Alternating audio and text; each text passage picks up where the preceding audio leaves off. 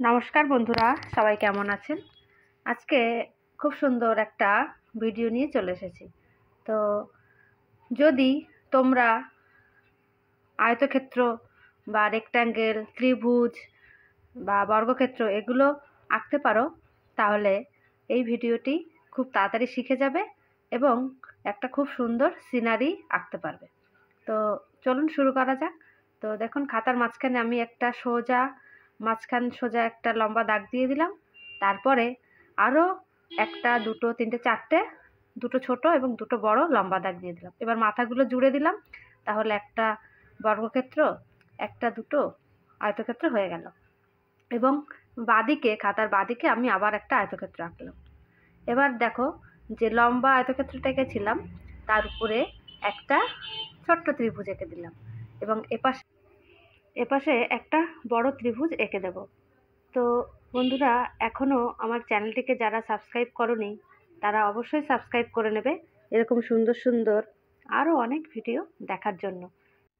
এবার ত্রিভুজ দুটোর মাঝখানে আমি ছোট ছোট দুটো জানালা করে দিলাম। এবার তার পাশ দিয়ে একটা চিমনি এঁকে দেব।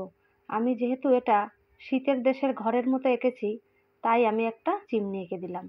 শীতের দেশে যেহেতু থাকে, এবং দুটো বড় বড় জানালা এঁকে দেব। দেখুন আস্তে আস্তে। তো বন্ধুরা, আমার ভিডিওটি শেষ পর্যন্ত দেখবেন। ভালো লাগলে একটা লাইক করবেন এবং কমেন্টে জানাবেন এই ভিডিওটি আপনাদের কেমন লেগেছে। তো এবার দেখুন, সদর দরজার ওখানে আমি একটা বাইক বা গাড়ি তোলার জন্য যেমন করা থাকে সেরকম করে দিলাম। তারপর দরজাটাকে দিয়ে এবার কালো রঙের একটু শেড দিয়ে দিলাম।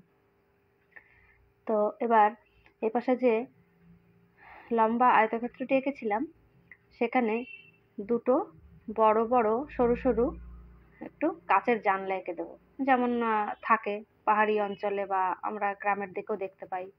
তো এবং নিচে আর একটা এঁকে দিলাম এবং আস্তে এবার এগুলোকে পাশে এবার দুটো সিনারি এঁকে দিলাম। আপনারা অন্য সিনারিও আঁকতে পারেন, গাছ আঁকতে পারেন।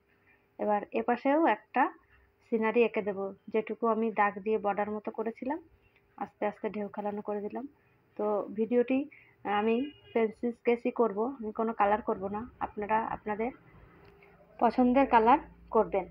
এবার দেখুন, আমি এই পাশে যে আয়তক্ষেত্রটা এঁকেছিলাম তার উপরে কালো রঙের শেড এবং জানলাগুলোর মধ্যে একটু কালো করে দিলাম, এবং এপাশে যে লম্বা লম্বা দুটো জানলা এঁকেছিলাম সেগুলো আস্তে আস্তে পেন্সিল দিয়ে একটু শেড দিয়ে কালোর মতো করে দিলাম।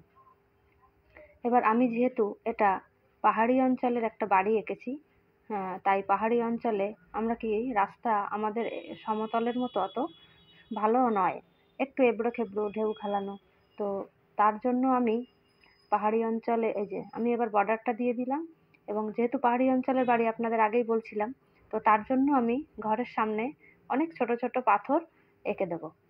দেখুন আস্তে আস্তে পাথরগুলো গোল গোল করে এঁকে দিলাম। এই যে এবার ঘরের সামনে একটু রাস্তা রেখে দিয়ে আমি ছবির ডান দিকটাতেও পাথরটা করে দিলাম আস্তে আস্তে। তো বন্ধুরা, এই ভিডিওটি আপনাদের কেমন লেগেছে এবং অবশ্যই